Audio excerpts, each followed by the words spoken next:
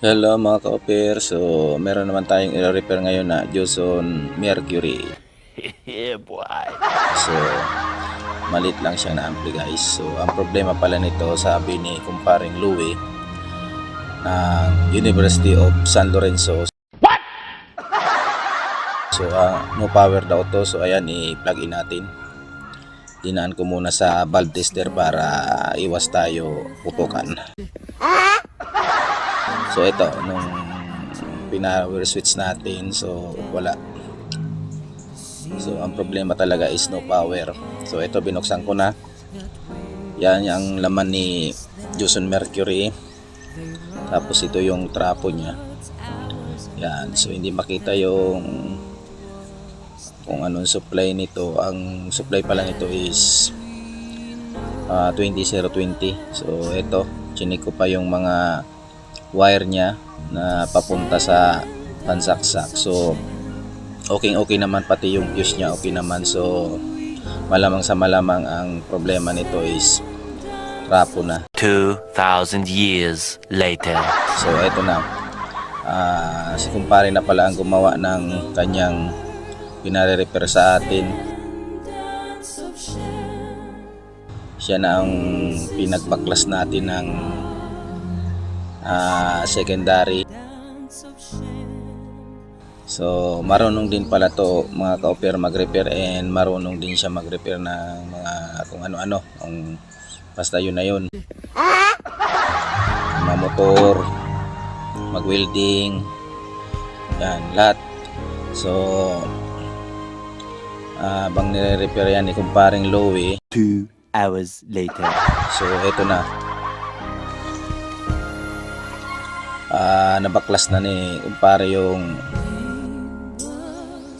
secondary. So ito, natanggal na yung isang ano niya, yan o, yan yung nagkaputol-putol na yung sa primary.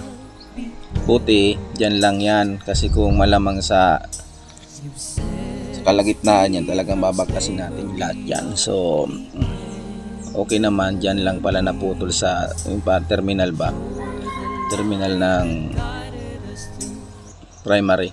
72 hours later. So ito na, so matapos naming madugtong yung sa primary, so ibinalik na namin. So ito, para lang kami naglalaro. Yan. So mahirap talaga mga ka-opper, mga guys, ang pag repair ng trapo, kasi baklas mo lahat, lalo na kung malaki, napakahaba yung winding niya. So ang ginamit palang winding dito is di siya tanso mga ka-opper. 2 hours later. So ito na, matapos natin maibalik yung sa secondary, so naglagay na tayo ng another plastic dyan. Ibabalik natin yung dating kung ano ang binaklas natin dyan.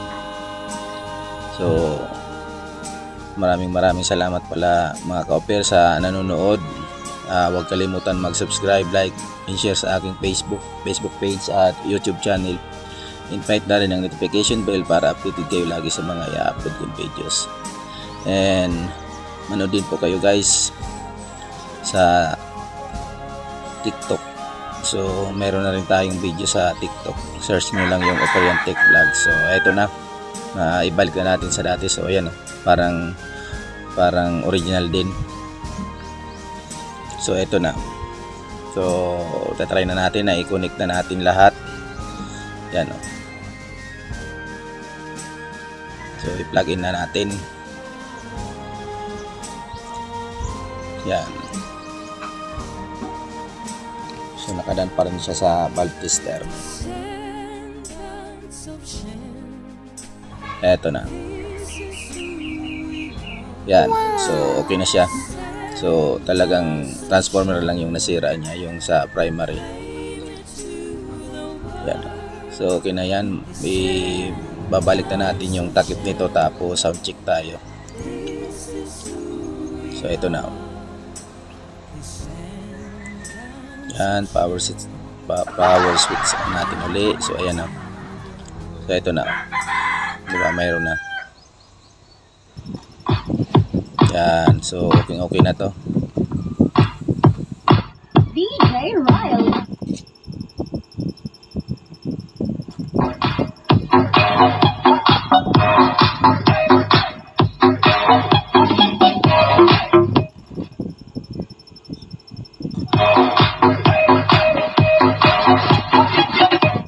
So maraming salamat guys sa mga nanonood, and shout out sa aking kumpare na si Louie ng University of San Lorenzo.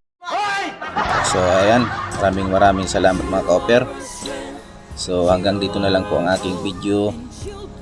Be blessed. Shalom.